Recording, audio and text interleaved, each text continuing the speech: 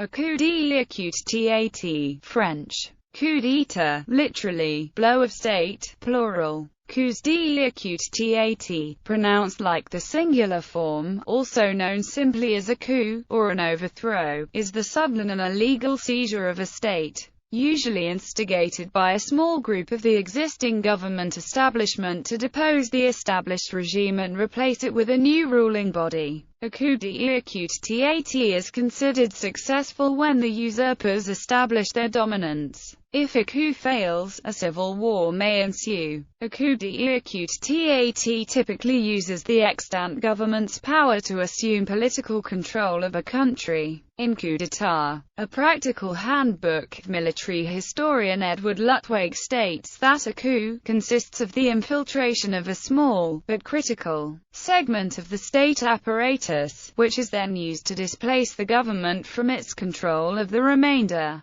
The armed forces, whether military or paramilitary, can be a defining factor of a coup d'état. Etymology. The phrase coup d'état is French, literally meaning a stroke of state, or blow against the state. In French the word état, denoting a sovereign political entity, is capitalized. Although the coup d'état has featured in politics since antiquity, the phrase is of relatively recent coinage. The Oxford English Dictionary identifies it as a French expression meaning a stroke of state. The phrase did not appear within an English text before the 19th century except when used in translation of a French source, there being no simple phrase in English to convey the contextualized idea of a knockout blow to the existing administration within a state. One early use within text translated from French was in 1785, in a printed translation of a letter from a French merchant, commenting on an arbitrary decree or arrêté issued by the French king, restricting the import of British wool. What may be its first published use within a text composed in English, is in an editor's note in the London Morning Chronicle, the 7th of January 1802. Reporting the arrest by Napoleon in France, of Moreau, Berthier, Masséna, and Bernadotte. There was a report in circulation yesterday of a sort of coup d'état having taken place in France, in consequence of some formidable conspiracy against the existing government. In post-revolutionary France, the phrase came to be used to describe the various murders by Napoleon's hated secret police, the gens d'élite, who murdered the Duke of Enghien. The actors in torture, the distributors of the poisoning draughts, and the secret executioners of those unfortunate individuals or families whom Bonaparte's measures of safety required to remove, in what revolutionary tyrants call grand coups d'état, as butchering, or poisoning, or drowning, en masse. They are exclusively employed. Since an unsuccessful coup d'état in 1920, the Swiss-German word putsch also denotes the same politico-military actions. Usage of the phrase. Politically, a coup d'état is a usually violent method of political engineering, which affects who rules in the government, without radical changes in the form of the government, the political system. Tactically, a coup d'état involves control by an active minority of usurpers who block the remaining defenders of the state's possible defense of the attacked government, by capturing or expelling the politico-military leaders and seizing physical control of the country's key government offices, communications, media, and infrastructure. In looser usage, as in intelligence coup or boardroom coup, the term simply refers to gaining a sudden advantage on a rival. Pronunciamiento. Pronunciamiento is a term of Spanish and Latin American origin for a special type of coup d'état. The coup d'état was more common in Spain and South America, while the pronunciamiento was more common in Central America. The pronunciamiento is the formal explanation for deposing the regnant government. justifying the installation of the new government that was effected with the golpe de estado. In a coup, it is the military, paramilitary, or opposing political faction that deposes the current government and assumes power, whereas in the pronunciamiento the military deposes the existing government and installs a civilian government. History. Variations of coups deɪ́ttāः have been among the most common forms of governmental transition. Though they have declined worldwide, nowadays they are most common in Africa. Between 1952 and 2000, 33 countries experienced 85 such depositions, with West Africa having the most, largely against civil regimes. 27 were against military regimes and in 5 were the deposed incumbents killed. Types. Political scientist Samuel P. Huntington identified 3 types of coup deɪ́ttāः, which correspond to the role the military plays in 3 different types of Praetorian society. As society changes, so does the role of the military. In the world of oligarchy, the soldier is a radical. In the middle class, he is a participant and arbiter. As the mass society looms on the horizon, he becomes the conservative, guardian of the existing order. Breakthrough coups. In breakthrough coups, the soldier plays the role of reformer, moving the society from oligarchical to radical Praetorianism. In oligarchical Praetorianism, the dominant social forces are landowners, the leading clergy, and the wielders of the sword. In radical society, the middle class is an important social and political class. The shift toward radical society take the form of slow evolution, or breakthrough, to middle-class political participation may be led by civilian intelligentsia. A breakthrough to radical Praetorianism may occur when middle-class officers dislodge the civilian intelligentsia who led the breakthrough, or the military may take power directly from the absolute monarchy or the oligarchs in a military coup. Examples include Brazil 1889, Thailand 1932, Egypt 1952, Syria 1949, Iraq 1958, Pakistan 1958, Burma 1958, Bolivia 1936, Guatemala 1944, El Salvador 1948, Chile 1924, Turkey 1980, Egypt 2013. Arbiter coups. In this type of coup, society is in the stage of radical Praetorianism, meaning that the Praetorian society is in the middle stages in the expansion of political participation. The middle class are actively involved in politics, but the masses are not regularly politically mobilized. This type of society often follows the breakthrough coup, which clears the way for the entry of other middle-class elements into politics. In radical Praetorian society, various middle-class groups may act against one another in riots or demonstrations, and the military will step in with a military coup to re-establish order and halt the rapid mobilization of social forces into politics and into the streets, to defuse the explosive political situation. Examples include Peru 1962, Haiti 1946, Venezuela 1958,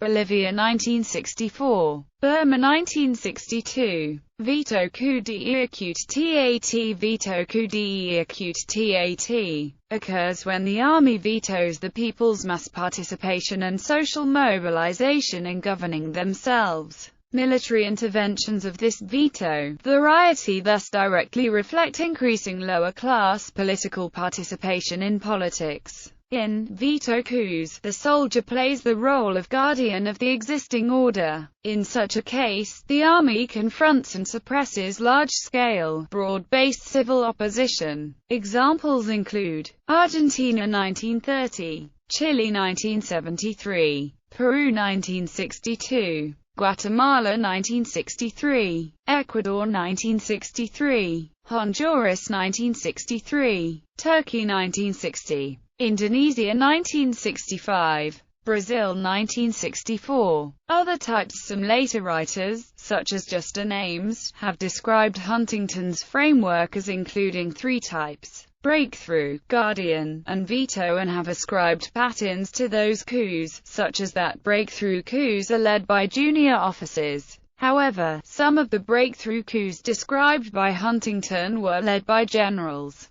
In a bloodless coup d'état, the threat of violence suffices to depose the incumbent. In 1889, Brazil became a republic via bloodless coup. In 1999, Pervez Musharraf assumed power in Pakistan via a bloodless coup, and, in 2006, Sonny Buniaratglin assumed power in Thailand as the leader of the Council for Democratic Reform under constitutional monarchy. The self-coup denotes an incumbent government, aided and abetted by the military, assuming extra constitutional powers. A historical example is President, then Emperor, Louis Napoleon Bonaparte. Modern examples include Alberto Fujimori, in Peru, who, although elected, temporarily suspended the legislature and the judiciary in 1992, becoming an authoritarian ruler, and King Gyanendra's assumption of emergency powers in Nepal. Another form of self-coup is when a government, having been defeated in an election, refuses to step down.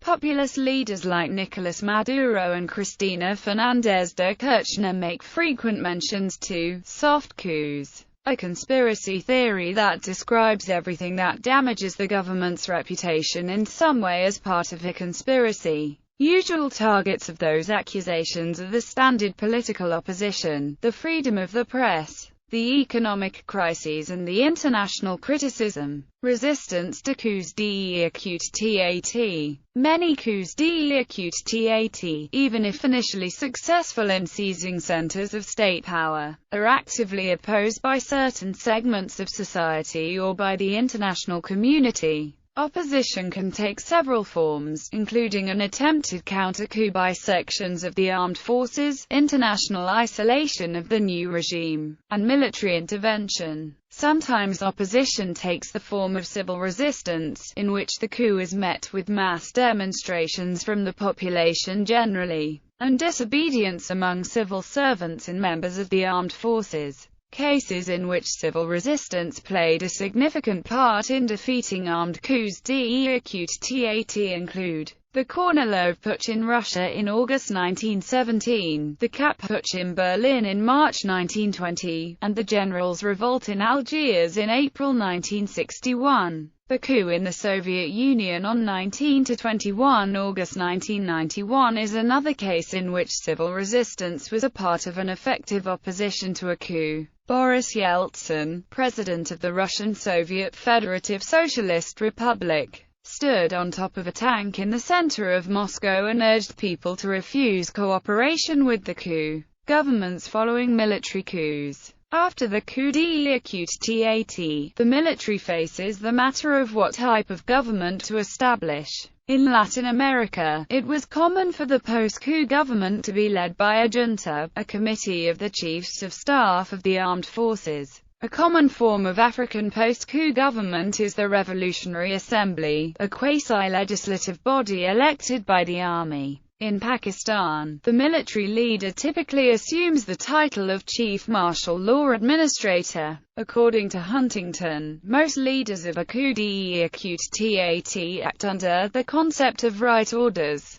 They believe that the best resolution of the country's problems is merely to issue correct orders. This view of government underestimates the difficulty of implementing government policy, and the degree of political resistance to certain correct orders. It presupposes that everyone who matters in the country shares a single, common interest, and that the only question is how to pursue that single, common interest. Current leaders who assumed power via coups d'état: 1. Monarch who overthrew his father in a bloodless palace coup. 2. As head of Provisional Government of Eritrea, which declared independence the 24th of May 1993. 3. Subsequently confirmed in office by an apparently free and fair election. 5. Acting Prime Minister at that time. 6. Hadi resigned on the 22nd of January 2015. Other uses of the term The coup deɪʻtɑः was commonly used in Australia to describe the events of Thursday morning on June 24, 2010, when the Australian Prime Minister Kevin Rudd was ousted and replaced by his deputy, Ms. Julia Gillard.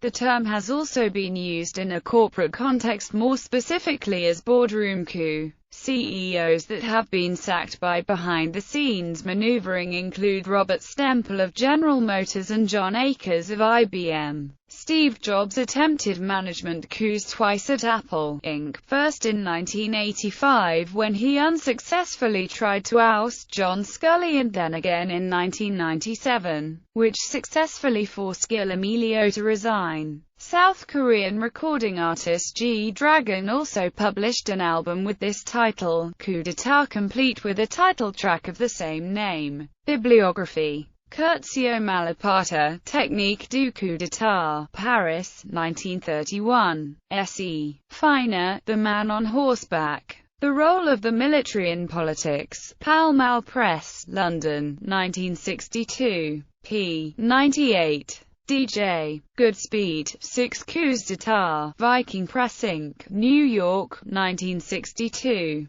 Ken Connor and David Hebditch, How to Stage a Military Coup. From Planning to Execution, Pen and Sword Books Limited, 2008. ISBN 978-1-84832-503-6. McGowan, Patrick. 2005. Coups and Conflict in West Africa, 1955 to 2004. Part 1. Theoretical Perspectives. Armed Forces and Society, Volume 32. pp. 5-23. McGowan, Patrick. 2006. Coups and Conflict in West Africa, 1955 to 2004. Part 2. Empirical Findings. Armed Forces and Society, Volume 32. pp. 234-253. Beeson, Mark. 2008. Civil-military relations in Indonesia and the Philippines.